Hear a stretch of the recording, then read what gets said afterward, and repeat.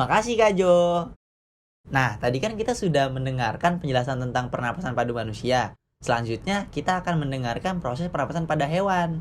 Nah, kali ini Kak Nazla yang akan menjelaskan struktur dan fungsi organ pernapasan pada burung dan serangga. Silakan Kak Nazla. Burung. Nah, kalau dari organ respirasi burung sendiri, burung memiliki lubang hidung, rongga hidung, faring, trakea, bronkus, paru-paru, dan 12 kantong udara. Kantong udara pada burung berfungsi untuk mengatur berat jenis burung sewaktu terbang, memperkuat suara, dan mengatur panas tubuh burung. Pada paru-paru burung terdapat saluran-saluran kecil yang disebut parabonki, yang memiliki fungsi yang sama dengan alveolus pada manusia, yaitu pertukaran gas.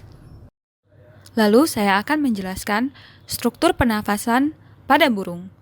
Pertama, bagian ini disebut dengan trakea. Lalu, ini adalah kantong udara cervicalis, kantong udara interclavikular, kantong udara dada anterior, kantong udara dada posterior, kantong udara abdomen, dan ini adalah paru-paru.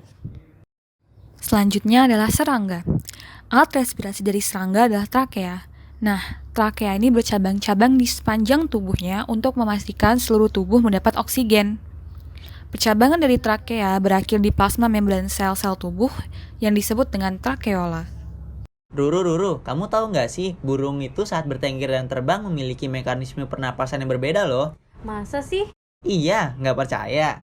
Nih, kita dengar penjelasannya dari Kak Nazla. Silakan Kak Nazla. Pada saat burung beristirahat, maka fase inspirasi dimulai dengan udara masuk melalui hidung, lalu menuju trakea, yang mengakibatkan tulang rusuk bergerak ke bawah, lalu rongga dada akan membesar, dan udara akan masuk ke paru-paru. Nah, disinilah terjadi proses difusi atau pertukaran gas. Selanjutnya, udara akan masuk ke kantong udara belakang atau yang disebut posterior, lalu masuk ke paru-paru, dan masuk ke kantong udara depan atau anterior. Pada saat ekspirasi dimulai dengan tulang rusuk bergerak ke atas, lalu rongga dada akan mengempis, maka udara dari kantong. Fase inspirasi burung saat terbang dimulai ketika sayap diangkat ke atas, maka kantong udara bagian ketiak akan mengembang, sedangkan kantong udara di antar tulang korakoid akan terjepit.